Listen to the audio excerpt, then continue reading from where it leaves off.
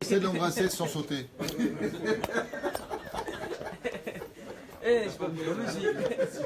Si tu l'embrasses les nénés. Aïe aïe aïe, Michel Sadar, Marbim et Simcha. Shabbat, Shalom, Vorach. Shabbat, Shalom. Sheket, Yatik Wijik. Beshem Hashem, Naseh Venatzliach, on est déjà aujourd'hui le Tedvav du mois de Adar. On est dans Purim, Shushan, pour ceux qui ne savent pas, et le 2 du mois de mars. Ça y est, nous sommes rentrés dans le mois de mars, bientôt Pessah. Et comme tous les bons juifs, quand vient une fête, on dit, tu te rends compte, c'est déjà Pessah. Et comme Pessah est passé, qu'est-ce qu'on dit? Tu te rends compte, c'est déjà passé. Aïwa, ekek. Ezrat Hashem Barak Vitalish Molahad. Boker Tov. Un jour dédié d'abord et avant tout à l'honneur de la Shrina Kdosha V'Torah, Kizot Torato.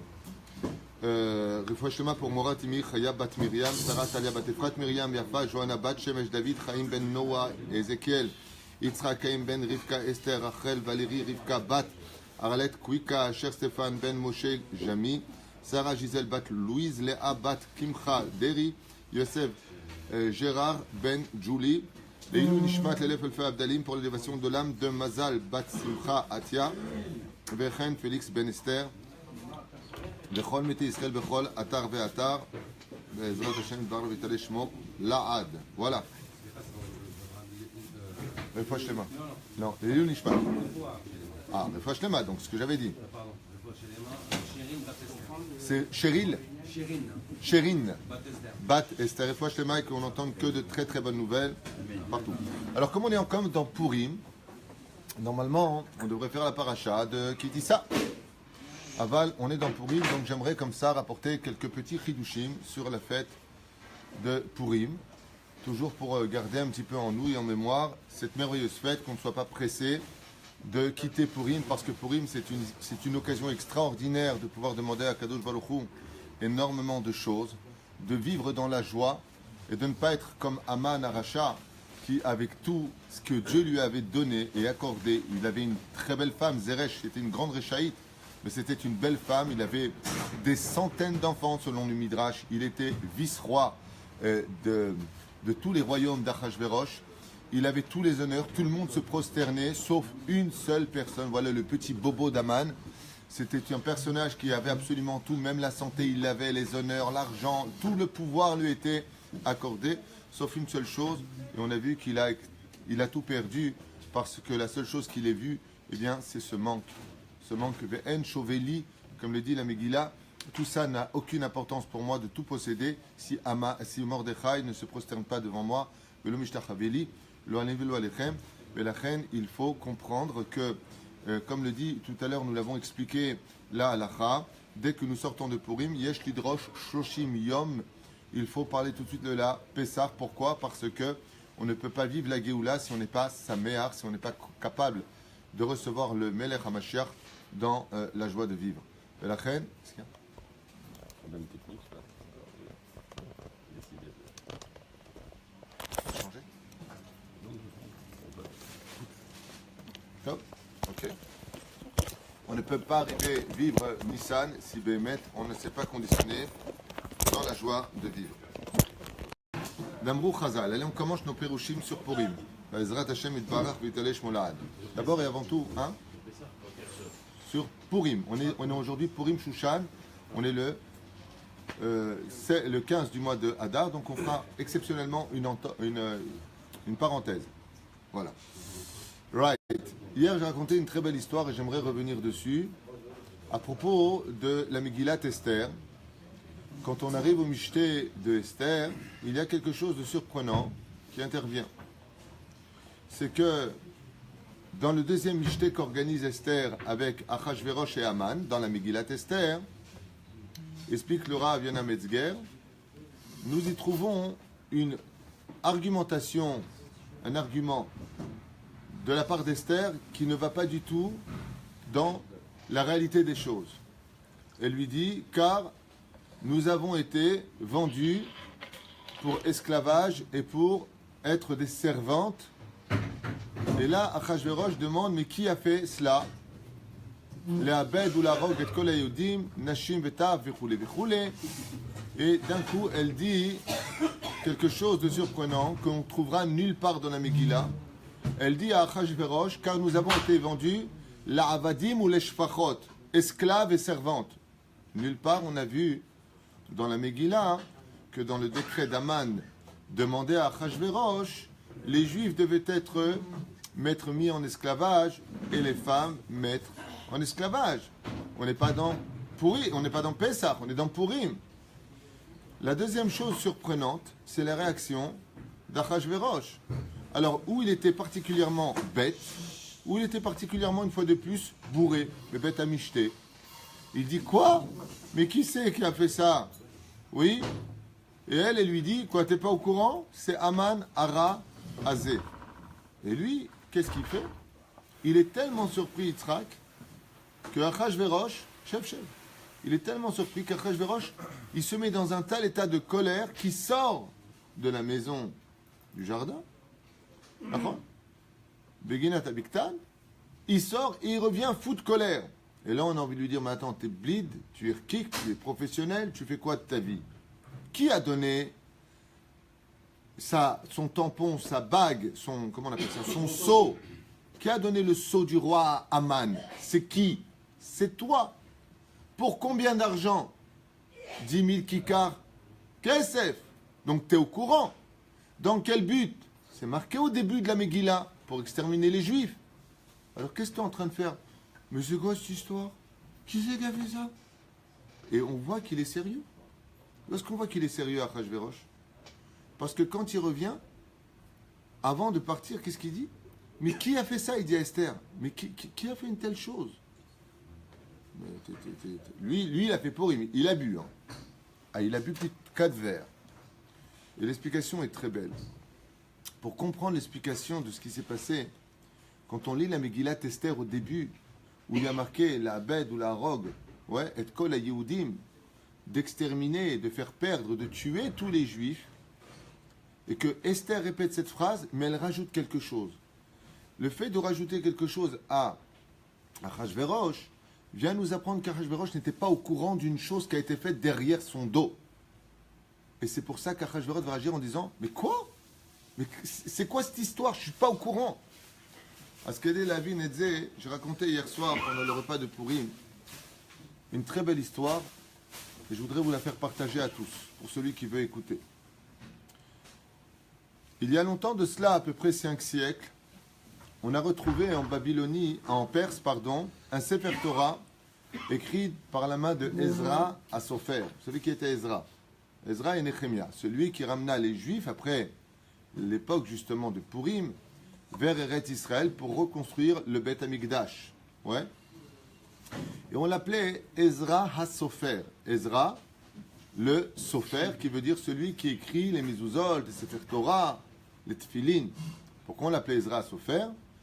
Les Chachamim nous disent que jusqu'à aujourd'hui et ce jusqu'à la fin des temps, il n'y aura pas eu un Sofer plus grand, plus pur et plus précis dans l'écriture que Ezra HaSofer. C'est pour ça qu'on l'appelait Ezra le Sofer.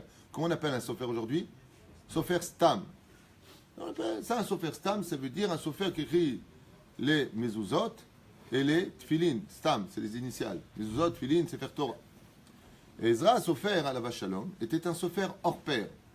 Ce qui fait que toutes nos halachot et tout notre style d'écriture, comme se figure dans le Mishnah Brura, à partir du Siman Lamed Vav, si je me rappelle bien, Lamed E, là-bas, eh bien, tout ce que nous l'apprenons de Ezra à Sofer. Et ce Sefer Torah qui avait été retrouvé, écrit de la main de Ezra à Sofer, était estimé à une valeur inestimable. Impossible d'estimer combien on pourrait acheter ce Sefer Torah.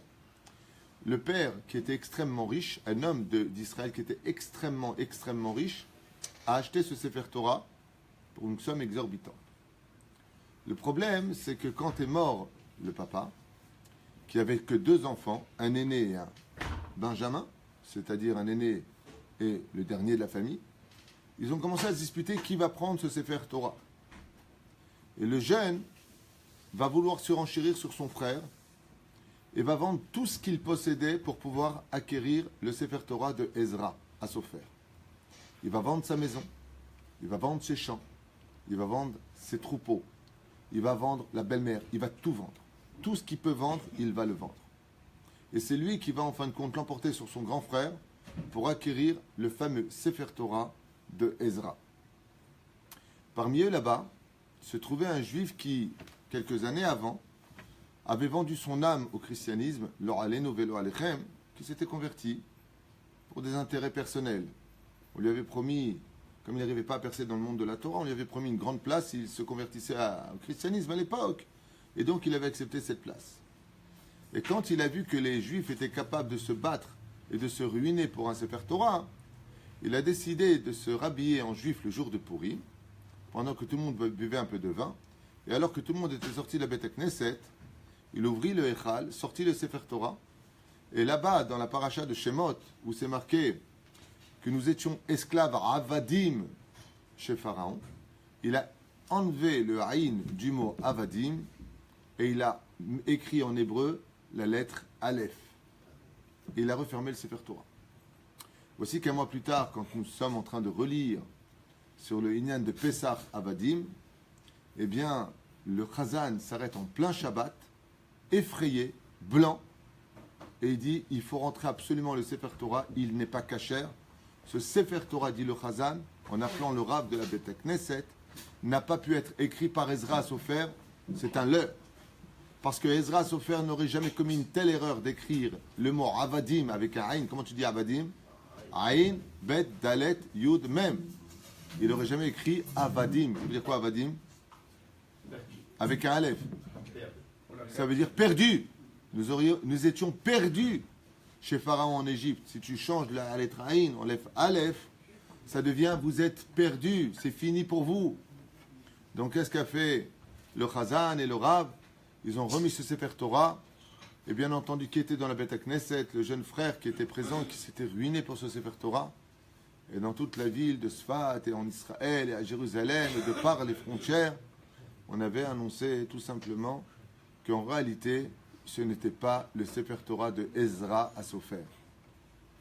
Le jeune est tombé tellement malade et tellement déçu de ce qu'il avait appris qu'il est rentré à l'hôpital.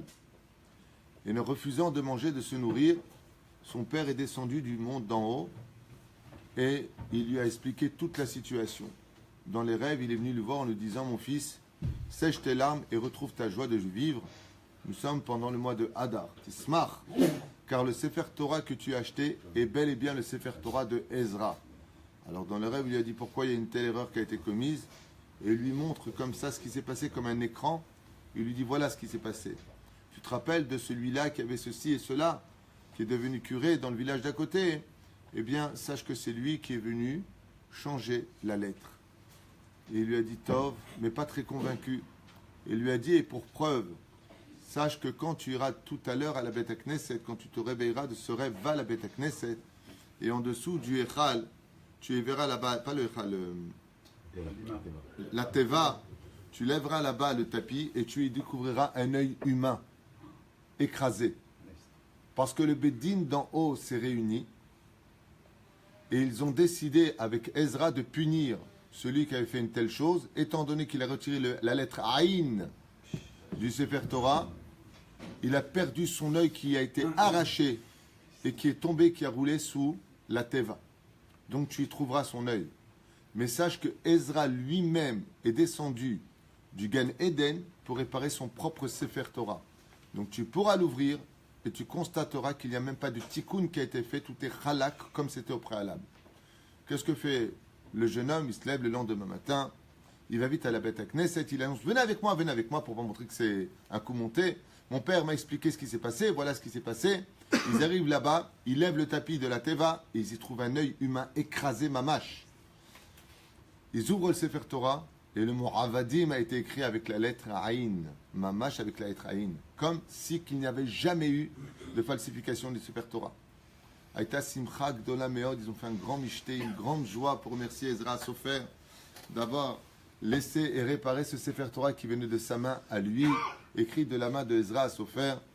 Et ils sont partis voir le commère qui effectivement avait un bandage à l'œil gauche, comme ça, sur l'œil en disant « Tu as perdu un œil par hasard ? Ibata et ta aïn shelcha, tu as perdu ton aïn ?» Toi qui as effacé le haïn de Ezra, sache que voilà ta punition. Toi, tu as perdu un œil, mais Ezra est venu lui-même réparer un Nes Gamour qui a eu lieu le jour de Purim, Baruch Hashem, entre Purim et Pesach. Un Nes Gamour qui a eu lieu, Baruch Hashem. Alors, quel rapport entre cette histoire et le fait que Esther annonce à Achashverosh, nous avons été vendus pour être tués, mais en réalité, c'était la Avadim ou Shfachot. D'un coup, il se met en colère. Effectivement, pourquoi? Au sage de nous dire, parce qu'en réalité, quand Aman est venu proposer l'extermination au peuple d'Israël, il savait que Achashverosh, il y a la Gemara qui dit qu'il était bête, il y a la Gemara qui dit qu'il était intelligent. Il y a une chose que ne voulait surtout pas Achashverosh, c'était avoir affaire aux Juifs. Il se rappelait très bien de ce qui s'est passé pour Pharaon, les 10 plaies. Il s'est rappelé de ce qui s'est passé pour Nabuchodonosor, qui a été pendant 7 années puni d'une violence extrême parce qu'il a fait du mal aux Juifs.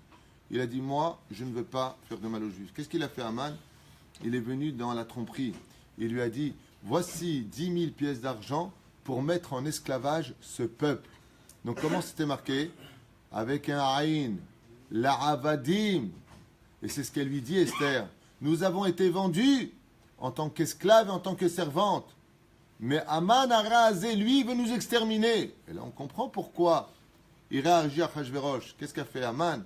Quand il est venu avec la Higueret, quand il est venu avec le papier, il a dit, voilà, mets le tampon aussi. Qu'est-ce qu'il a lu, lui, Achashverosh? Les Avadim, de mettre en esclavage les enfants d'Israël et les filles d'Israël en esclavage. Mais dès qu'il est sorti du palais, qu'est-ce qu'a fait Aman?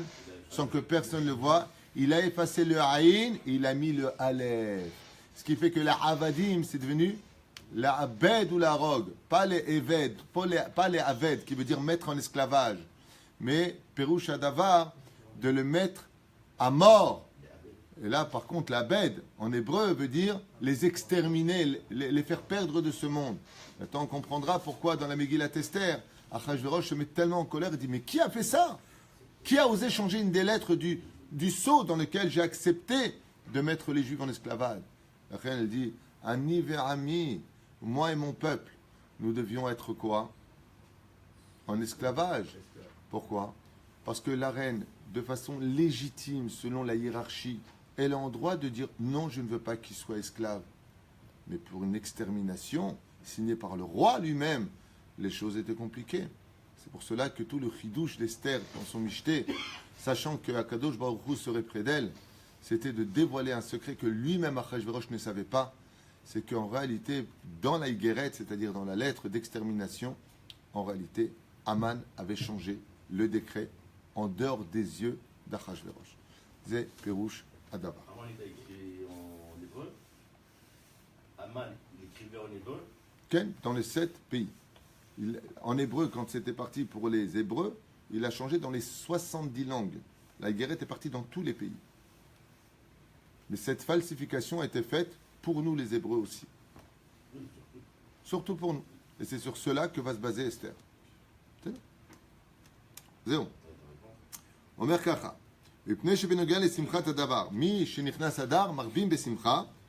Alors on commence les péruchés un petit peu comme ça, puisque c'est Purim Shushan. Mazé Marbim Besimcha, qui pshita da kavana. Qu'est-ce que ça veut dire Marbim Besimcha? Un endeuillé, il doit être en joie ou il doit être triste? Triste. Donc qu'est-ce qu'il n'a pas le droit de faire pendant 7 jours?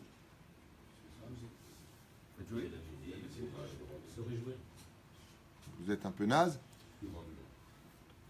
Donc il n'a pas le droit d'étudier il n'a pas le droit d'étudier la Torah. Qu'est-ce qu'on fait à Tisha B'Av? Vadaï, lama, masbir po. Pourquoi? Il dit, parce que Pashut Meod, la Torah nous donne de la joie. Pikoudé Hashem, Yesharim et Samchelev. Pikoudé Hashem, les ordonnances divines. Il dit ici, dans le verset de Teilim, mais Samchelev, l'attitude de la Torah donne de la joie. Là, vous venez d'apprendre une belle histoire, ça vous a donné de la joie? Il y a de la joie, d'accord? Oui, c'est ton âge, ça. Mais la reine, Mazé Marbim Besimcha, Yesh Tanout Sivu, il dit, Mishenichnas Adar. Marbim Besimcha. Il y a 2 conditions à la Géoula. La première condition, d'être Sameach. La deuxième condition, comment être Sameach? Tarbeh Besimcha. C'est une période où on doit étudier énormément la Torah, parce qu'en réalité, si on étudiait plus la Torah, on aurait une meilleure vision des choses et on comprendrait mieux les événements et on serait plus rempli de bitachon. C'est pour cela qu'un homme l'a prouvé, un homme incroyable l'a prouvé pendant une longue période, qui a fait un succès interplanétaire, c'était le Rav Amnon Yitzhak, qui allait de droite et à gauche, et chaque fois qu'on venait voir, vous savez, j'ai la maladie, c'est incurable, j'ai pas de parnassa, Qu'est-ce qu'il lui disait à chaque fois? T'étudies la Torah, fixe 1 heure de plus par jour. Et le miracle avait lieu. Quand ça ne va pas dans la vie d'un homme, au lieu d'avoir des babottes toute la journée qui répètent la même chose à tout le monde, vous avez un problème à l'épaule, vous avez un problème ceci, dans 90 jours, Fachanoukat Baïd, patati, patata, que du blabla, eh bien, le mieux à faire, rajouter des heures d'études de la Torah. J'ai une personne la semaine dernière qui est venue me voir pour un très très gros problème financier. Très gros problème financier. Il avait besoin d'un prêt à la banque et la banque lui a refusé ce prêt. Il est venu me voir au bureau, il m'a dit qu'est-ce que je fais? Je lui dis va étudier la Torah. Il me dit ça va me résoudre mon problème. Je lui dis je sais pas. Mais ce que je sais, c'est que Rabbeinu il dit quand tu as des soucis, mets tes soucis dans les poches d'Hachem. Mets tes soucis dans les mains d'Hachem. Prends ton problème, tu mets dans les mains d'Hachem. C'est ma chani odea. Ashlech et a deagot el Hachem. Ce que dit Rabbeinu. Tu as des problèmes. Maintenant, comment c'est marqué dans la Mishnah de Masechet Avot, je lui explique. Celui qui fait la volonté d'Hachem d'étudier sa Torah, Dieu il s'inquiétera de ses problèmes à lui. Exactement, c'est ce que j'explique en français. Je ne parle pas l'hébreu. Le mec, il m'appelle à 1h de l'après-midi. Il me dit Rav Tuitou, c'est un miracle. Heureusement que je ne m'appelle pas Salomon. C'est un vrai miracle. Qu'est-ce qu'il y a? Le banquier, il a changé d'avis. Non seulement il lui accorde le prêt, mais il lui a rajouté 150 000 shekels. Il m'a dit c'est incompréhensible. Il lui a dit on peut aller jusqu'à telle somme pour vous. Mais c'est incroyable. C'était la poalim. La poalim. C'était quelle banque, dit Maurice? Désespéré. Quelle étude il a fait? Quelle étude il a fait? Il y en a un qui peut le sortir. Belachen, Omer, Learbot Belimud Torah Besimchelev, Omirim Emirat Enaim. Celui qui étudie Davka, la Torah pendant cette période encore plus que d'habitude, il aura deux choses. Son cœur se remplira de simcha et ses yeux verront beaucoup plus clair dans l'obscurité du manque d'émouna. On a beaucoup plus d'émouna pendant cette période. Question qui pose. Mishenichnas Adar, la Mishnah nous dit dans Perek Aleph, Paracha de Shekalim. À Shekalim, Ma Kesher, Ben Shekalim, les Kilaim, puisque nous sommes de la part de Kitissa. Quel rapport, une question qui vaut de l'or, Eric Tuitou, quel rapport y a-t-il? Comment c'est marqué dans la Mishnah? Be'alef, Be'adar, il faut que je m'en souvienne, parce que j'ai vu ça il y a longtemps.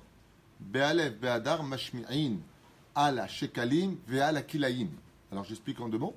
Très très beau chidouche, vous allez l'apprendre, c'est magnifique. Ici, le Rav, il pose la question, il dit quel rapport y a-t-il dans la Mishnah quand on nous dit que le premier du mois de Hadar, on vient nous faire entendre Mahatzita Shekel, ok? Et attention, Kilaim, le mélange des espèces interdites. Il pose la question, il dit mais quel rapport? Les espèces interdites, tu aurais dû me le mettre dans ma secret PA, ou dans ma secret ce que tu veux, mais pas là. Shvit, pourquoi Davka tu me le mets avec Shekalim? Quel rapport? Et il dit quelque chose de très très beau qui va beaucoup plaire à Cher Cohen, ça c'est sûr, et à Cher Yitzhak Cohen. Ça c'est un sber magnifique. Exceptionnellement beau comme explication. Vous voulez l'entendre? Ouais. Non, j'ai pas demandé s'il y avait des vaches. Est-ce que vous voulez l'entendre? On va t'appeler Marguerite, toi. Aïe aïe aïe. Omer Kacha, takshiv eze davar nifla. Pourquoi on donne Mahatzita Shekel? Parce qu'on le sait. Pendant la faute avec Nabucodonosor, nous avons fait au niveau de l'acte. Au niveau de l'acte. Rien de mal. Quelque chose de mal. Nous sommes prosternés devant la statue de Nabucodonosor, mais à l'intérieur, dans la pensée, on est resté pur. Donc, Kretsi. Pendant le Mishté, on a fait des actes qui étaient complètement cachers, tout était cachère pendant le Mishté de Purim, mais Nehenu, ça veut dire au niveau de la pensée, on a fauté. Donc ça s'appelle Shekel. C'est-à-dire Chetzi Mikan, Chetzi Mikan. Mais Machatzit à Shekel, ça tombe dans la paracha de Kitissa. Il dit Pashut Meod. Il dit, étant donné que la faute du veau d'or a été faite au niveau de la pensée de façon pure, mais au niveau de l'acte de façon impure, donc on paye Chetzi Shekel. Ça, c'est une explication que tout le monde connaît. Mais en réalité, il y a d'autres explications qui parlent de la complétude de l'homme. Dougma, un homme dans ce monde n'est pas complet jusqu'au jour de son mariage. C'est pour ça qu'on dit Yotzer Ha-Adam le jour du mariage. Le jour où il se marie, on dit il est enfin complet l'homme. Yotzer. Il a formé l'homme grâce à sa femme. Il y en a qui disent oui, mais un homme ne peut pas étudier seul, de peur que son étude l'emmène à l'hérésie sur sa propre pensée. Chez Neymar, Albinatcha Altishaen. Ne t'adosse pas sur ta propre pensée. Donc il lui faut une chavruta. Rabbeinu, donc un compagnon d'étude, pour qu'il lui contredise son étude, pour voir s'ils ont bien compris ensemble. Rabbeinu il dit Kne lecha chaver, à propos de Kne lecha chaver dans la Masechet Avot, qu'un homme se doit d'avoir un vrai ami sur terre. C'est très important d'avoir un vrai ami sur terre. Pourquoi? Parce que des fois, quand tu as des problèmes dans ton couple, tu as des problèmes de droite et de gauche, c'est pas bien d'aller raconter à ta famille, à sa belle famille, parce qu'eux, ils vont se faire des étiquettes dans le dos, et résultat des courses, même si ça s'arrange, dans leur tête, ça va, on a entendu qui il était. Chaval, ne parle pas. Alors à qui je parle? J'ai besoin de parler. Un vrai chaver amitié, un vrai. Celui vraiment sur qui tu peux compter, celui qui sera là pour toi, celui qui, ouais, lui, tu peux lui raconter pourquoi, il ne va pas raconter aux autres, ça reste privé, et en même temps, il va te donner des bons conseils. C'est pas grave, juge des kafsroutes, ça peut s'arranger. C'est comme ça la vie. La vie, il y a des hauts, il y a des bas. Des fois, on se prend la tête, le lendemain, tout va bien. C'est comme ça. On peut pas... Quand il y a des disputes ou des problèmes dans la vie, il ne faut pas croire que c'est un drame. Ça fait partie de la vie. C'est comme ça. Dans la vie, il y a des hauts, il y a des bas. Vous n'êtes pas au courant? On préfère laisser les bas pour les femmes, c'est normal. Les bas, c'est un jeu de mots. Ouais, non, parce qu'il y a des gens qui ne comprennent pas. Vous êtes dur avec les femmes. Donc, résultat des courses, Yesh Dvarim Kaele. C'est-à-dire, Omer Lecha, pour la question qu'on a posée, quel rapport y a-t-il entre Mahatzita Shekel et les Kilaïm? Les Kilaïm, c'est quand je prends deux espèces de fruits et que je les mélange. C'est assourd. Quand je prends le chatnez, la laine et le lin, je les mélange. C'est assourd. Je te dis, quel rapport? Mahatzita Shekel, c'est vrai que tu n'es complet que si tu as un rab, tu n'es complet que si tu es marié, que tu es complet que si tu es un vrai chaver, tu es complet que si tu es un vrai ami, tu es complet que s'il y a toi et Hachem. Tu dois laisser une partie de ta vie vide. C'est-à-dire, tu dois retirer de ton cœur une partie de toi-même vide pour laisser la halakha rentrer dans ton cœur. Oui, mais moi, je ne pense pas. Non. Chetzi shekel. Laisse la Torah compléter ce que tu es. Il dit, d'accord. Mais tout comme il y a un Issour Kilaïm, il y a un Issour Kilaïm.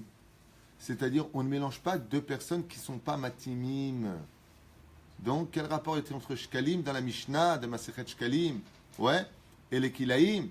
Il te dit, Nachon, que tu es complet, que si tu as l'autre. Mais l'autre, pas à n'importe quel prix, pas à n'importe quelle femme.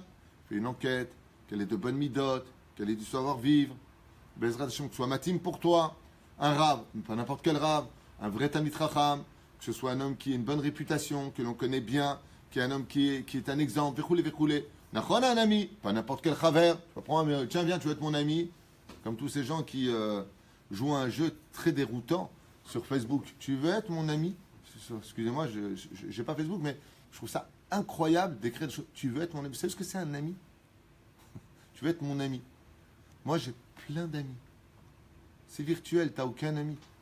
Un ami, c'est celui qui est prêt. Comme moi, j'ai un ami, grâce à Dieu. Et le problème pour payer une fois le collège, il m'a senti un petit peu pas mal, mais j'étais un peu embêté. Comment je vais faire pour les payer et tout ça? Mais juste une fraction de seconde. Le mec, il est parti prendre un prêt à la banque pour payer. Un ami dira Ben, ou c'est celui, c'est au niveau de l'argent que tu vois si c'est un ami ou pas, qui est là pour toi au niveau financier. Ça, c'est un ami. Ça, c'est un vrai ami. Comme on dit, copain, jusqu'à l'argent. Après l'argent, il n'y a plus de copain. C'est chaver amitié. Après, il te dit ami, d'accord, mais pas n'importe lequel. Chetzi shekel, tu n'es pas complet tant que tu n'as pas un vrai ami. Ah bah, de l'autre côté, il sur kilaïm. Pas n'importe qui. On ne peut pas être l'ami d'un voyou, on ne peut pas être l'ami de quelqu'un qui a une mauvaise réputation, quelqu'un qui est vulgaire dans sa façon de parler. La reine Zeperouch Adavar. Bezrat Hashem, Lama, Katouv, Gam Shkalim, Gam Kilaim. Intéressant? Il est fait. Tout celui, la Megillah, comme ça, dans Yud Zayin Amoudalef nous dit, tout celui qui lit la Megillah, les Mafréa, celui qui lit la Megillah Esther, les Mafréa, c'est-à-dire, il lit d'abord le premier chapitre, après le troisième chapitre, il revient au deuxième chapitre, il saute au troisième chapitre. Il ne la lit pas dans l'ordre. Lo Yatsa Yedechova. Pourquoi? Il dit parce que le masque d'Hachem dans la Megillah Esther, c'est Dafka dans les versets où tu vois le déroulement de façon chronologique que tu comprendras comment Akadosh Baruch Hu s'est caché. Mais si tu les mélanges, tu ne pourras pas le faire. Ainsi donc, il y a ici un Moussar Eskel psychologique extraordinaire. C'est comme pour les rêves. La psychanalyse des rêves. Si tu veux comprendre une situation, ne rentre pas dans le bilboul, c'est-à-dire dans la confusion des événements. Vous avez remarqué que tu ne pourras jamais arranger une situation si tu ne fais pas comme Dieu l'a fait. Jour 1, jour 2, jour 3, jour 4. Vous avez remarqué ça? Arrête Dieu, comment il a créé le monde? En un seul souffle. Behi Beraam, Behe. Tout a été créé. Ouais. Alors pourquoi les a mis dans l'ordre? C'est ce qu'il dit ici. Il dit le créateur du monde ne peut pas se dévoiler si ce n'est que dans l'El Seder, c'est-à-dire dans le Seder des choses. Il faut faire les choses dans l'ordre chronologique. Quand des fois tu parles avec une personne qui a des problèmes, il dit ouais, c'est quoi, regarde, il y a eu ça, après il part en arrière, après il part en avant, après, tu vois tout de suite qu'il a un problème lui. Je vous donne un secret de la discussion. Quand vous avez quelqu'un qui fait des amalgames, c'est-à-dire qu'il te mélange tout. Il te parle de ce problème-là. Pourquoi il y a 3 ans il n'a pas fait ça? Ouais. Hier d'ailleurs il a dit, t'es passé il y a 3 ans, t'es venu hier. Arrête la discussion. Vous savez où est le problème? C'est toi. C'est-à-dire que c'est lui-même qui a un problème. Il n'est pas bien en ce moment, donc il n'arrivera pas à gérer la situation. Lui vit quelque chose de déséquilibré. Ça veut dire quoi? Apparemment, il a une mauvaise nouvelle, le travail, il a eu un problème là-bas. Ça s'appelle, dans le langage psychologique, des amalgames. Vous connaissez le mot amalgame? Amalgame, c'est quand je mélange tout dans ma tête. D'accord? Par exemple, sa femme, je sais pas, lui a fait un truc qui n'allait pas, il va se prendre la tête avec elle. Ouais, de toute façon, la dernière fois chez ta mère, il y a eu ça. Même hier, tu m'as dit ça, je t'ai dit, viens, on va demain. Oh, tu ne fais pas chapitre par chapitre. Lo yatsa megalet Esther, il dit comme ça. Celui qui lit pas en réalité la Megillah, Esther, dans l'ordre chronologique, ne pourra pas voir Hachem dans le dévoilement du miracle. Ainsi donc, tu ne peux pas comprendre qu'Hachem est derrière chaque événement si dans ta tête, tu fais des amalgames de ta, n'importe quoi. Si tu as un problème qui est là, ne viens pas commencer à faire ça, puis ça, puis ça, puis ça. Un enseignement nous dit ici les Chachamim, quelque chose de nifla, que chacun de nous devons mettre dans l'ordre. Comme Moshe Rabbeinu, par exemple, a parlé de la faute du veau d'or, dans la paracha de cette semaine, paracha de Kitissa, il n'est pas venu leur dire, ouais d'ailleurs, dès qu'on est arrivé, hein, vous êtes plein, hein, vous vous rappelez, vous êtes plein. Hein, comment on va manger, on a soif aussi, on veut le... Qu'est-ce qu'il a dit Moshe Rabbeinu? Il a dit, il y a une faute ici, pourquoi tu vas là-bas? Pourquoi tu te déplaces? C'est chronologique. Si tu veux vivre un seder, pourtant, en mukdam ven muchar baTorah. Il n'y a pas de après, il n'y a pas d'avant dans la Torah. Ouais. Alors pourquoi dans ce cas-là, s'il y a des événements qui ont lieu avant et après, la Torah les a mis dans un ordre? Parce que la Torah telle qu'elle nous a été donnée, tu peux comprendre que c'est divin. Mais si tu mélanges les lettres, si tu mélanges les amalgames dans ta vie, si tu mélanges les chapitres, c'est comme quelqu'un avec qui je me suis entretenu au téléphone, Maurice, pour son mariage. Le mec, il a un problème. Je m'étais entretenu. Tout est noir. Je dois bientôt le marier si je veux. Il y a un problème. Il y a un problème. De ce problème-là, qu'est-ce qu'il commence à me dire? Ouais, de toute façon, je commence à avoir des doutes. Ah bon? Parce que Makala, elle m'a dit ça. Et je l'écoute maintenant. Je dis stop.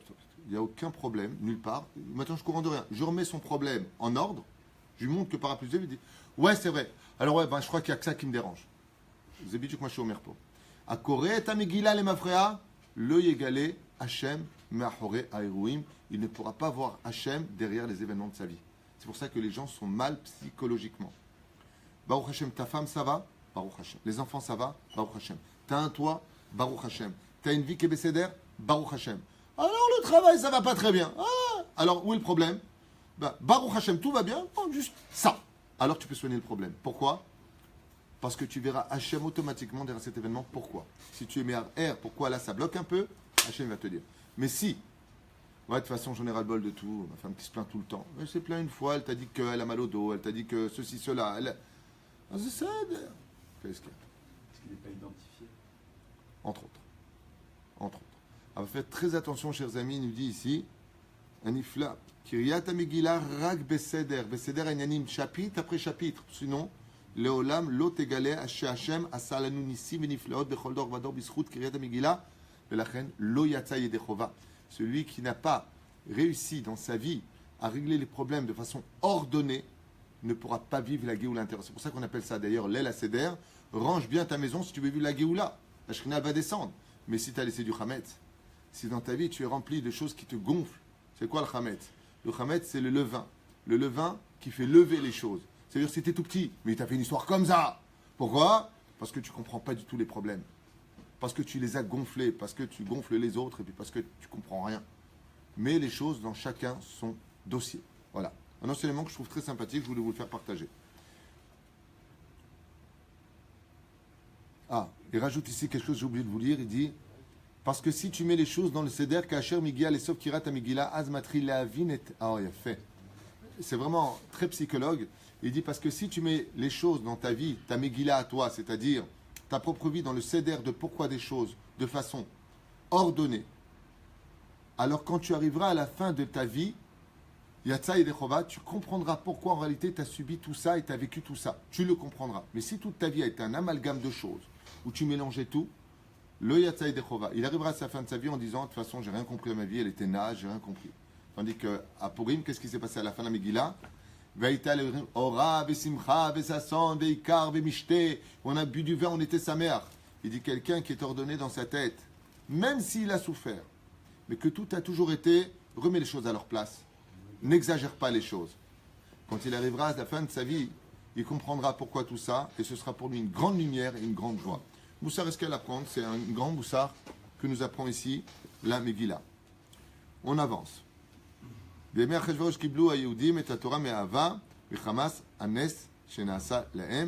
Juifs, grâce à Dieu, ont pris sur eux de revivre la Torah dans l'amour grâce au miracle qui était vécu dans la Megillat Esther. Combien Dieu était avec eux? Pourtant, c'est le seul nom qu'on ne verra pas dans la Megillat Esther. C'est le nom d'Hachem, qui est Ramouz là-bas, comme l'a dit Rabbi Avraham Meir, 26 fois dans la Megillah. Ou Behemet Srichim Lavin.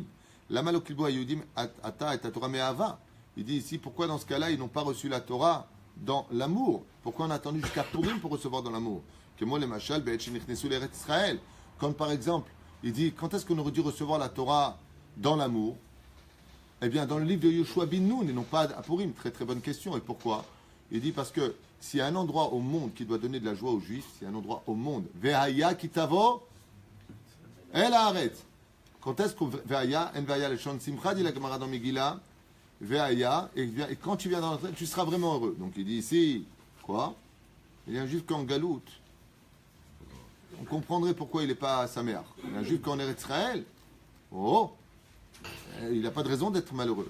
Rien qu'Eretz Israël, c'est une raison pour lui suffisante de vivre en Israël. Ve'aya ki tavo el haaretz. Et le Chen, il dit, donc quand on est rentré en Eretz Israël, là-bas on aurait dû dire Vekiblu, Vekimu Yehudim, et ta Torah besimcha, comme le Mashiach Bechnes Israël.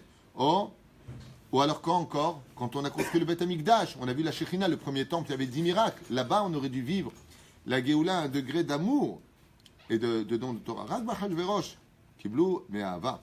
Il dit, ve'efshar lomar al ze, ve'rabim me'amei haaretz mityadim, ki nafal pachad haYehudim alehem, al kiblu hagoyim et Torah mi'irat haYehudim me'alehem.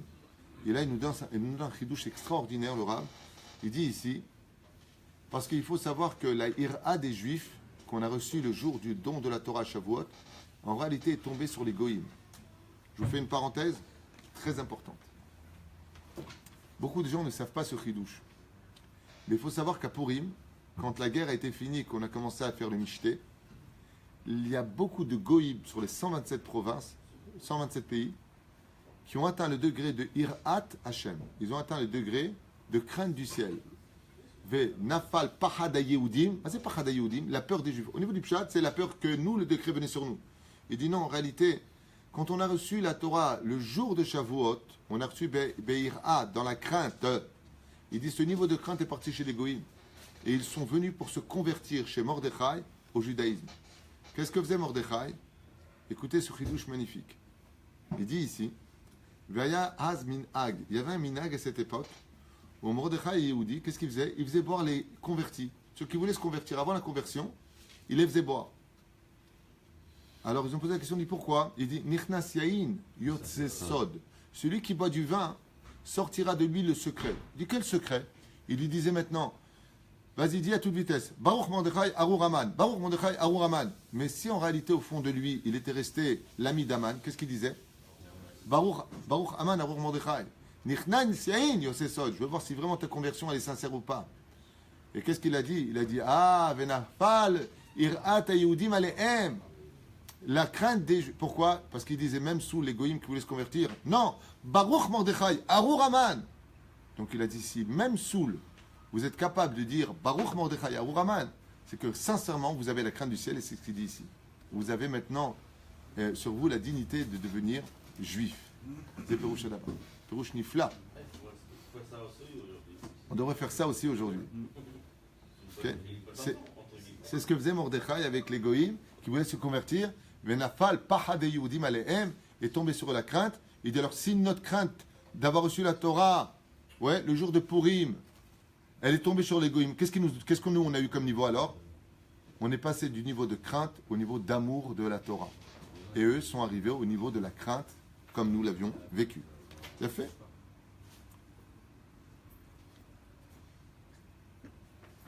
שהגויים קיבלו גם בפורים את התורה ביראה, מיראה. הרי גם אנו קיבלו את התורה מיראה מחמת... יפה.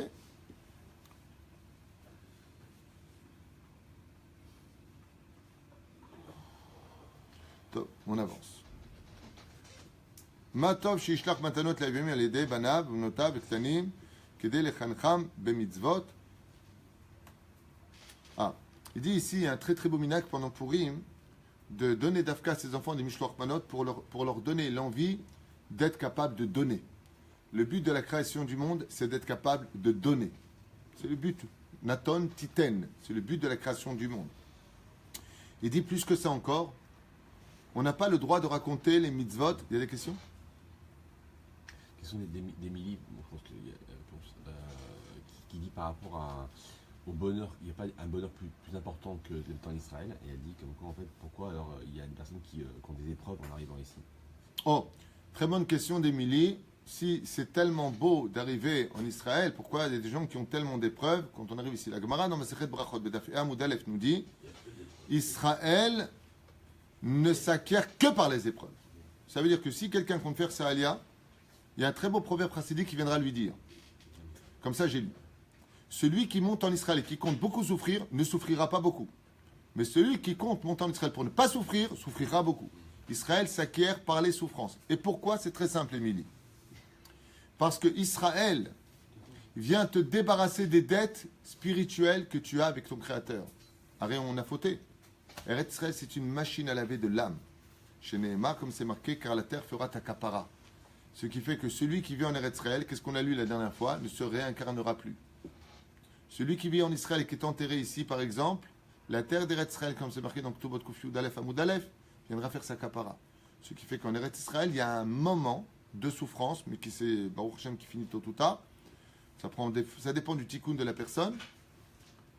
Et ça vient nous nettoyer de nos fautes. Le Harizal nous donne une autre explication dans le Sharagid Goulim qui fait encore plus peur. Tu veux l'entendre? Shabbat Shalom. Le Harizal, il dit qu'à la dernière génération, celle qui montera en Eretz Israël, ceux qui sont montés ici, c'est la génération du désert. Et étant donné que dans le désert, on a fait du Lashon Hara sur Eretz Israël, vous vous rappelez ce Lashon Hara, paracha de Shelach Lecha Anashim, dans les livres de Bamidbar, tout le peuple a pleuré. La terre d'Eretz Israël, à l'image d'une femme, s'est vexée d'elle. Et étant donné qu'on a dit du mal de cette terre, c'est une terre qui mange ses habitants, verroulé.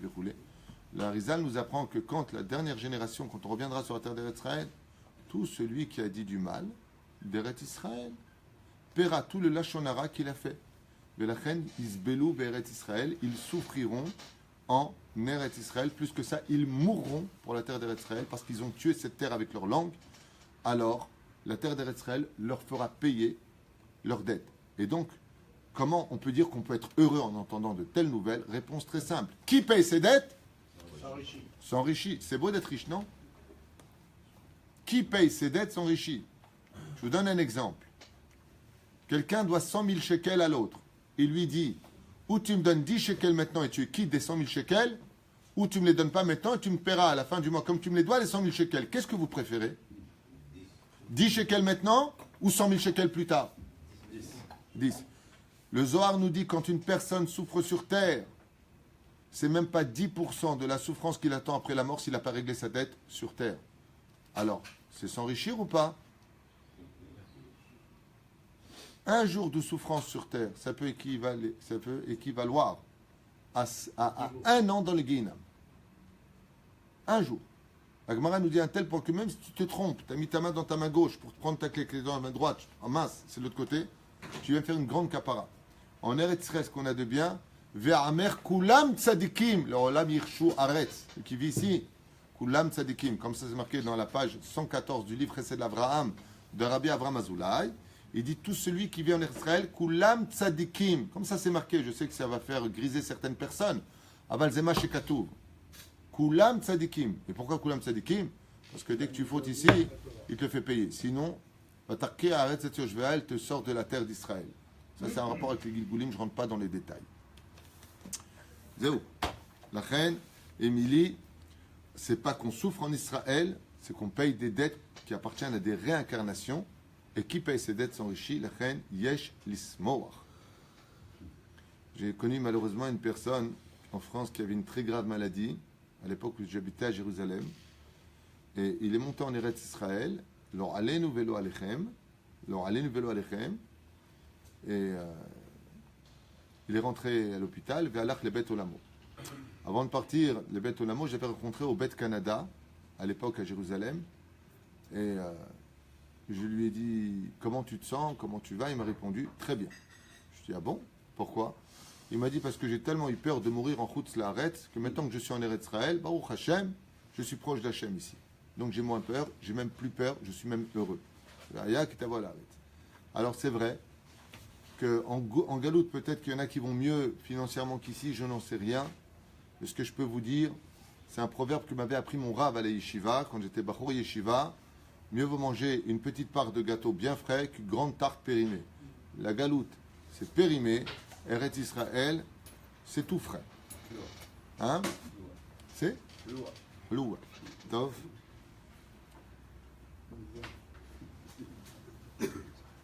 Tov. On avance.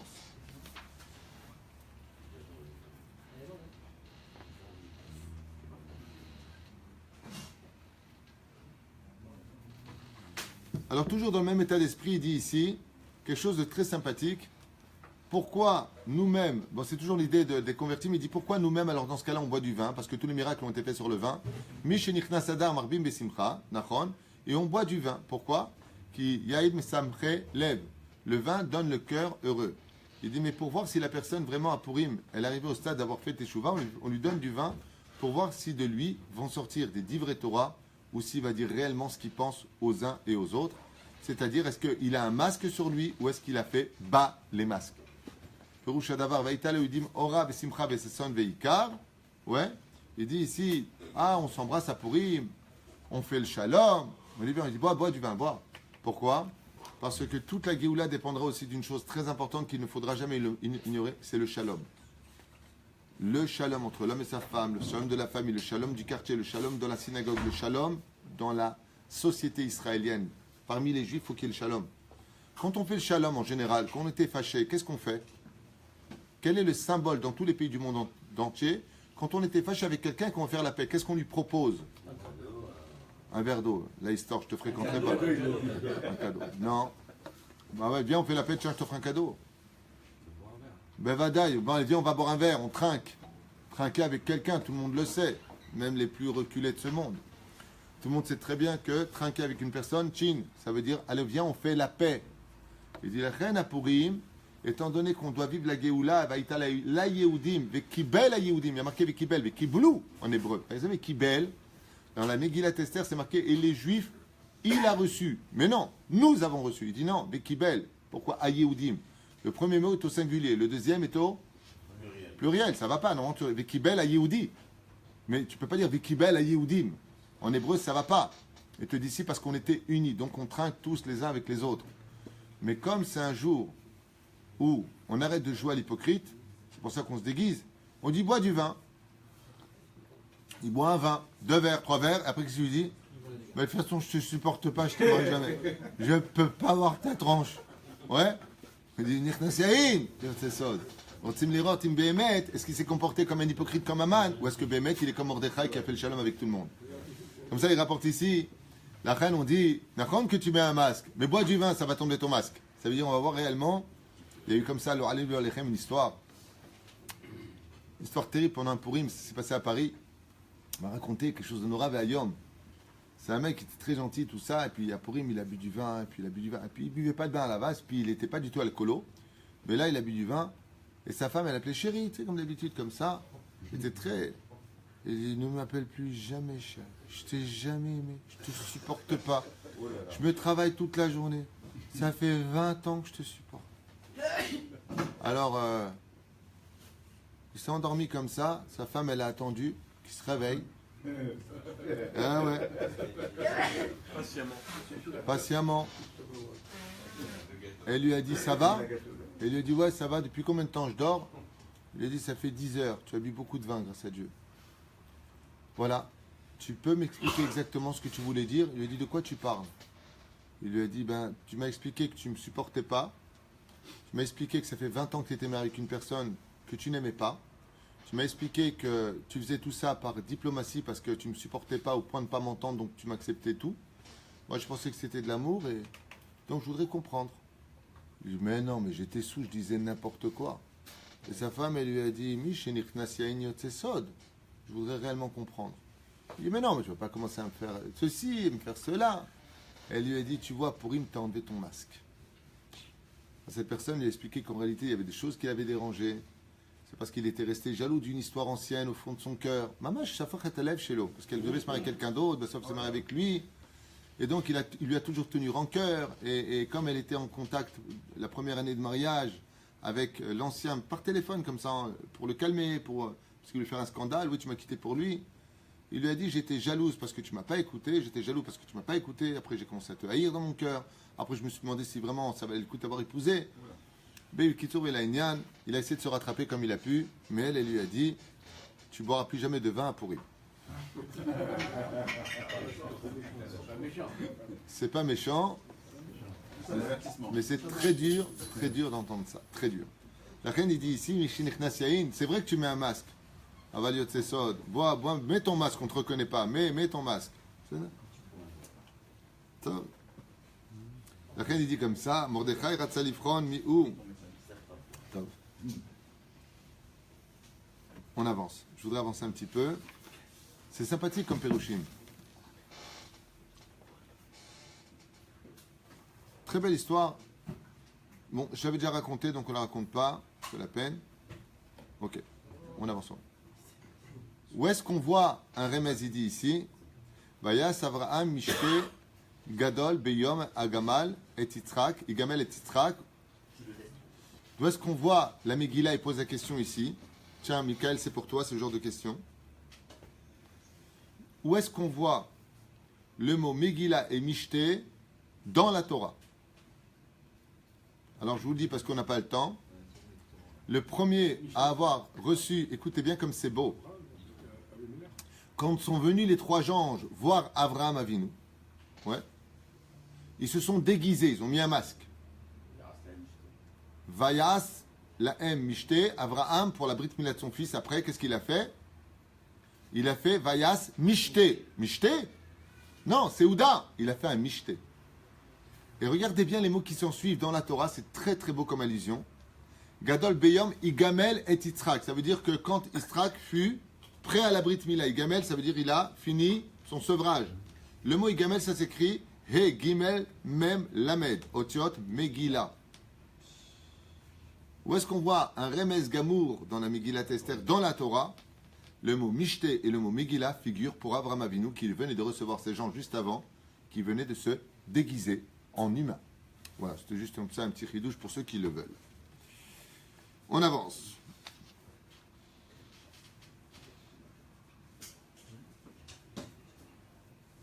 Durant la statue de... Oh, il a fait un très beau chidouche. Pourquoi est-ce qu'on se déguise ici à Purim? Parce que comme nous avons été rattrapés sur la faute de Nabucodonosor, où nous étions prosternés physiquement, mais au niveau de l'âme, non, le physique de notre prosternation vis-à-vis de la statue de Nabucodonosor n'était que le masque de notre âme qui était resté debout. Velachem, on se déguise à Purim pour dire qu'en réalité, nous n'avons pas profité réellement de la Seuda d'Achashverosh et qu'on ne s'est pas réellement prosterné devant la statue de Nabucodonosor, mais que notre prosternation n'était que le masque de notre âme qui, elle, était restée debout. Top, mignon.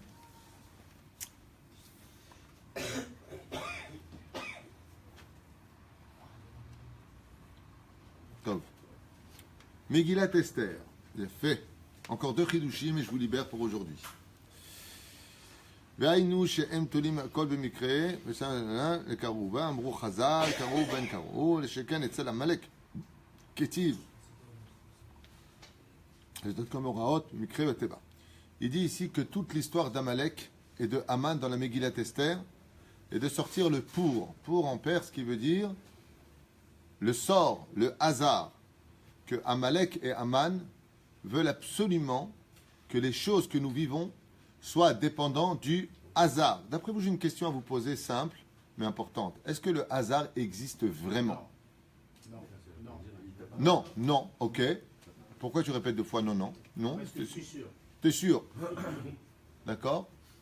Est-ce que le hasard existe vraiment pour toi, Youssef? Ça existe? Comme par hasard? Non, ça existe? Il y a une signification philosophique qui est de dire que le hasard n'existe que parce que je ne connais pas les causes. Oh, c'est sympa. Monsieur Lévy nous dit ici, professeur de philosophie, le hasard peut exister parce que je ne comprends pas le pourquoi des choses. C'est sympa. Je peux répondre pourquoi je dis ça? Non. Hein? C'est la main d'Hachem. Chez les goïms, ça existe, mais chez nous, non. Est-ce que le hasard donc n'existe pas? C'est vrai que les lettres du mot hasard, mikré en hébreu, sont les initiales de Rak Me Hachem. D'accord? Tout vient d'Hachem. Alors trompez-vous, le hasard existe, contre toute attente. C'est une grande marloquette entre Rabbi Yehuda Halevi et le Rambam. Il n'y a pas que lui, il y en a beaucoup d'autres qui disent que le hasard existe. Alors comment ça existe? C'est très simple. Vous allez comprendre, dans l'absolu, non, ça n'existe pas. Parce que tout est à base gacha pratit. Mais c'est une marloquette. C'est pas aussi simple que ça de dire non, non, ça n'existe pas. Il y a des grands en Torah qui disent que oui, le hasard existe, mais dans quelle dimension il existe? C'est pas le hasard tel que nous on peut le penser, puisqu'il vient te dire ici que tout ce qu'a voulu Amalek, c'est d'imposer la notion du hasard tel que eux le vivaient, comme par exemple le goral. D'accord? Qu'est-ce que c'est quelqu'un qui joue au loto et qui gagne au loto? Eh bien, par hasard, il a tapé des chiffres, par hasard, ils sont sortis. Pas du tout. À Rosh Hashanah, on a fixé qu'il devait gagner cette somme. Maintenant, on n'a pas fixé de quelle façon. Eh bien, Dieu va se servir du hasard des choses pour l'utiliser. C'est-à-dire que le hasard peut exister, mais il sert aussi à Hachem. C'est très profond ce que je viens de vous dire. Essayez de revenir dessus en pensée, vous allez comprendre. Bon, dans la Torah, je vais expliquer ça en 2 mots, comment ça se passe dans le hasard. D'accord? Est-ce que la feuille qui tomberait de l'arbre parce que le vent a soufflé vient du fait d'un hasard? Ça veut dire que qui dit, par exemple, regardez, contre quelque chose. Voici mon stylo. Je le fais tomber. Ouais, c'est du hasard qui tombe ou c'est normal qui tombe? C'est normal, il y a la force de la gravité. Voilà, donc c'est la force de la gravité. Eh bien, c'est ce que disent les sages. Ceux qui disent que le hasard existe, ils disent, mais non. Le monde a été créé, j'ai peur de vous tromper. Pour tout le monde, le hasard n'existe pas. Mais il existe une forme de hasard. Voilà, comme ça c'est plus clair. Ok? Ça veut dire qu'il y a un système dans le monde depuis la création du monde qui s'appelle Bereshit, Bara Elohim, Et Hashem et Ta'aret. Il y a le monde de la nature. Ce qui fait que la gravité a été créée. Ce qui fait que quand la pluie dans le monde d'en haut tombe du ciel, dans Masechet Ta'anit, la pluie est un miracle aussi grand que la résurrection des morts. Alors comment se fait-il qu'un Gugus à la télévision me dise lundi il y aura de la pluie? Ben, si tu le sais, donc c'est du hasard, c'est pas du hasard, ça vient de Dieu. Eh bien c'est dans la nature. Parce qu'ils sont capables de voir, grâce à des appareils sophistiqués, grâce au Etz Hadat qui est descendu dans ce monde, que Dieu est en train de préparer les nuages qui vont arriver selon la truc atmosphérique de leur race pourrie, on s'en fiche, sur le territoire d'Israël, poussés par les vents venus de l'Est, et parce que, donc, pluie, si on calcule la vitesse du vent, ça fera que lundi, il pleuvra, fin d'après-midi. Voilà. Donc c'est logique. Eh bien, ce que veut Haman, c'est la logique, c'est pour ça que la Megillah est logique. Le déroulement de la Megillah, elle est logique, elle est naturelle. Il n'y a pas de miracle extérieur. On n'a pas la mer Rouge qui s'ouvre en 12 ponts, on n'a pas la manne qui tombe du ciel, l'eau qui vient de la terre, du rocher de Myriam. Il n'y a pas tout ça. Lama. Parce que ce que veut appuyer Haman, c'est une logique qui n'existe que dans ce monde selon Maaseh Bereshit.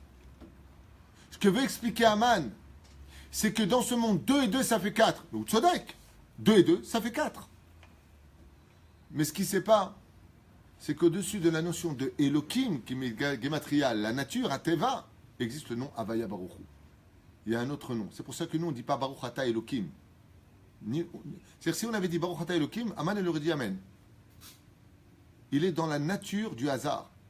Tu comprends ce que je veux dire? C'est pour ça que Pharaon ne connaissait que Elohim.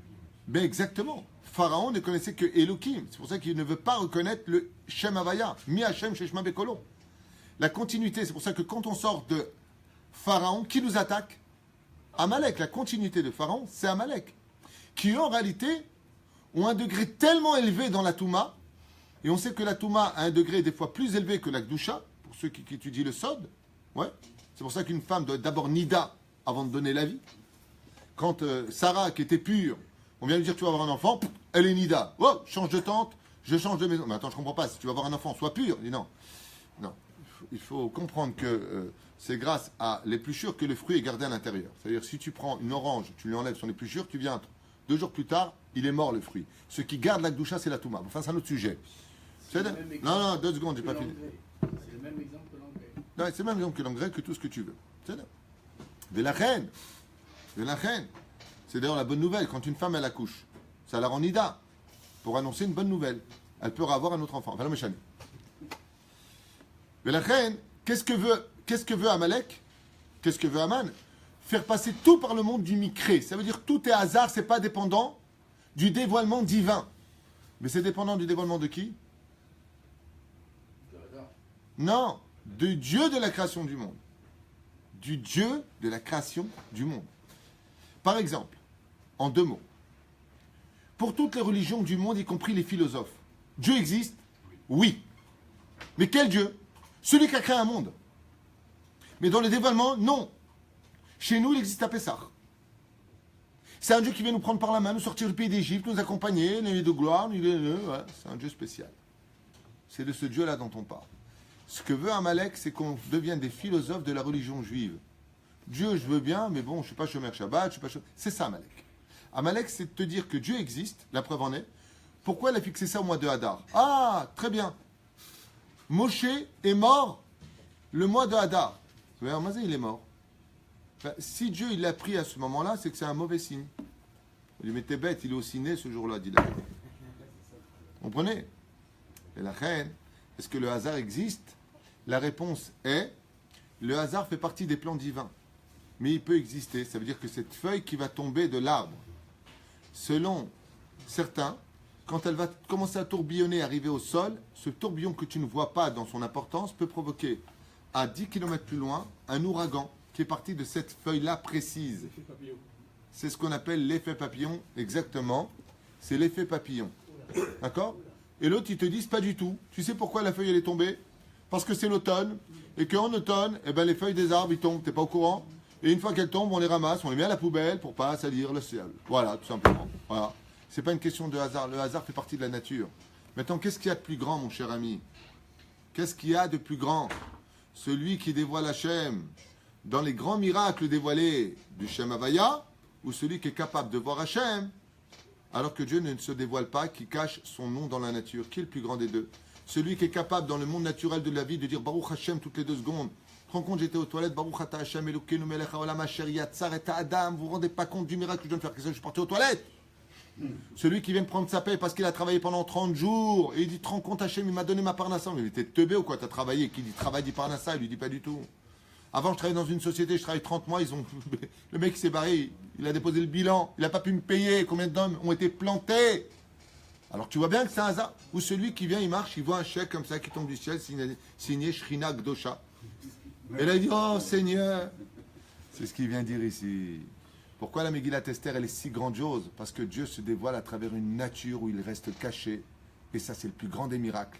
Le plus grand miracle de la Megillat Esther, c'est que nous soyons capables de dire, ça c'est Dieu. C'est pour ça que, comme j'avais expliqué la dernière fois, Mazé Vena Forhu.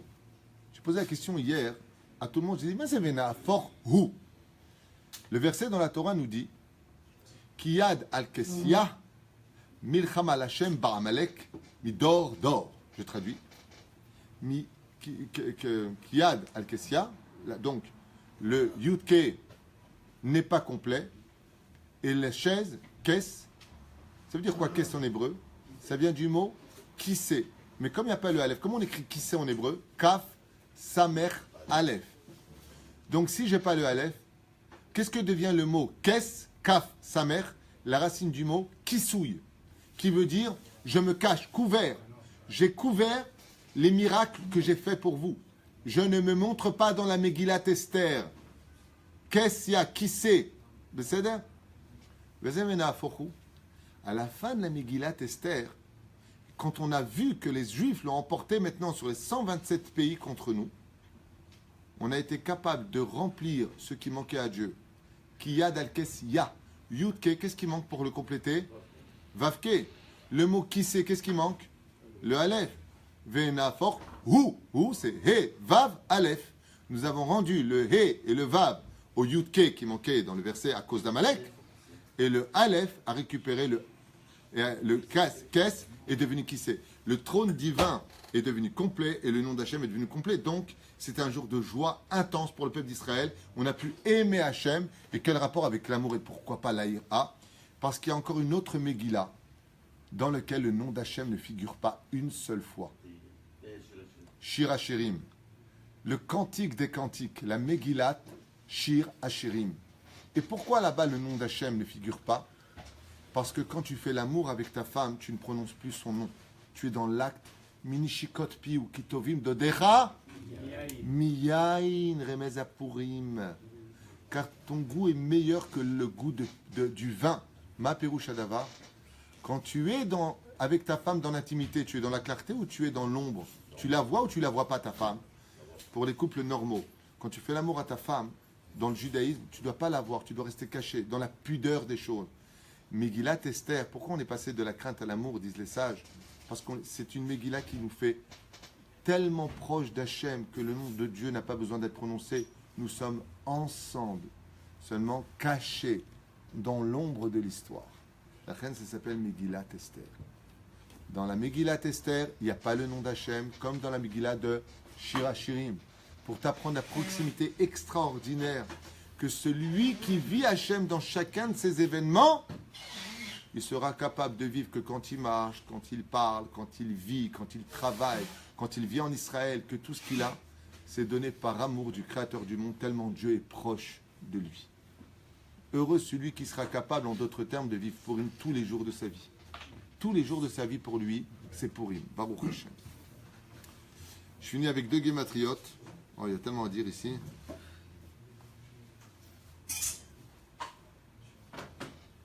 Ah, il y a une blague. Il y a une très très belle blague ici qui a été racontée. Je la raconte pour Asher Cohen. Je vais peut-être partir, il est tard, vendredi. Il dit, un père un jour a posé la question à son fils, un chassid, il a posé la question à son fils, et il lui a dit, mais pourquoi, d'après toi, Hachvérosh, Mordechai, il a dit à Hachvérosh, tu sais, il y en a deux qui ont comploté de te tuer. C'était pas mieux de laisser tuer cet antisémite? Et l'enfant de 5 ans a répondu à son père, papa, mieux vaut 2 antisémites qui meurent ou un? J'ai beaucoup aimé cette réponse. Tu as compris ce qu'elle a dit? Biktan Vateresh, ils ont comploté de tuer Achashverosh. Et Mordechai est parti le raconter Mordechai est parti le raconter à Achashverosh.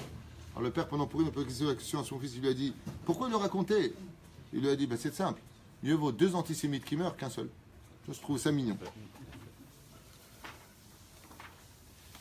Mais il a raconté à Esther, pas. Non mais Chanel.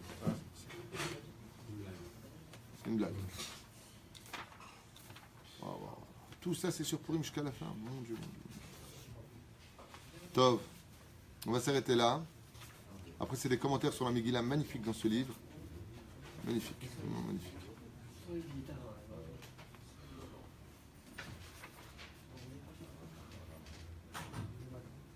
Allez, je finis avec un dernier moussard, il est tard. Il pose la question, il dit, quel rapport y a-t-il entre Sarah Imenou qui a vécu 127 ans et les 127 pays dans lesquels va vivre Esther, reine de ces 127 pays? C'est vrai, on dit toujours 127 Sarah, 127 Esther. Quel rapport? Il dit, Mikan Adam Yilmad. La force d'une tzadéket, ce qu'elle peut engendrer dans le monde, quand une personne fait tchouva, une femme qui fait tchouva de tout son cœur et de toute son âme, comme Sarah Imenou, qui a pratiqué toutes les Torah et la mitzvot, alors qu'elle était stérile, charriée par Agar, avoir été enfermée chez Pharaon, tout ce qu'elle a vécu, Sarah restait comme les 127 jours de Purim, une femme heureuse et épanouie. Jamais Sarah n'a connu la tristesse dans sa vie. Jamais on l'a entendu se plaindre. Elle a toujours été comme un roc en disant ce qu'elle devait dire et faire dans un amour intérieur. Non seulement elle était belle, mais en plus de ça, Sarah et Ménou, si on devait compter les 127 années de sa vie, ils étaient tous dignes d'être vécus comme Purim. Et cela a engendré la joie de vivre de Sarah. Écoutez bien ce qu'elle dit, ce que dit ici le texte. La joie de vivre de Sarah et Ménou pendant ces 127 ans a été si grande qu'elle a été capable d'être un mérite pour toutes les générations qui sont venues avec elle, jusqu'à Esther, qui est devenue par le mérite de Sarah, reine dans ce monde de 127 pays. Pourquoi Dieu lui a donné un tel salaire à Esther? Tout simplement parce que Sarah a vécu 127 ans de vie de Purim tous les jours de sa vie. Rien dans le monde n'a été capable de retirer le magnifique sourire de Sarah et Ménou. Rien au monde n'a été capable de retirer le sourire de Sarah et Ménou, malgré toutes les épreuves qu'elle a eues. Pour Sarah et Ménou, c'était tous les jours le même niveau de Purim. Quand on lui annonçait des nouvelles tristes ou des choses difficiles, elle disait « Ne t'inquiète pas, c'est qu'un masque de l'histoire. Hachem va te sortir de ça. T'inquiète pas, t'inquiète pas. » Son mérite a été si grand dans le ciel et si applaudi des anges que le Créateur du monde a décidé de récompenser sa descendance jusqu'à être reine sur 127 pays dans le monde. Donc n'oubliez pas un détail, c'est que quand vous faites Torah Mizot Masim Tovim, ce n'est pas que pour vous, ce n'est pas qu'un intérêt pour votre vie, cela peut vous protéger, vous et toute votre descendance, jusqu'à la fin des temps, de vivre des bonheurs incommensurables, de posséder des choses hors du commun, allant au-delà de toute chose, devenir roi, reine d'une situation, uniquement pourquoi ? Parce qu'une personne avant vous a été capable de dire « Maintenant, j'arrête mes bêtises, je fais complètement confiance en Hachem, je fais ma ishtadlout comme on l'a vu dans la Megillat Esther, on est sorti en guerre malgré tout, aval, on n'a pas perdu une seule seconde le sourire. » Pour arriver à quoi ? Vaïta la Yudim ora vesimcha vesason vikar. Ora, comme dit Rabbi Yehuda dans la Gemara, c'est la Torah. Vesimcha, c'est les Chagim. Vesason, la Brit Mila. Veikar, les Tefinim. Shabbat Shalom. Shabbat Shalom, Chazak Baruch. שאומר אתה הקדוש ברוך הוא תפוס לפתחה, הרבה להם תורה מזאת.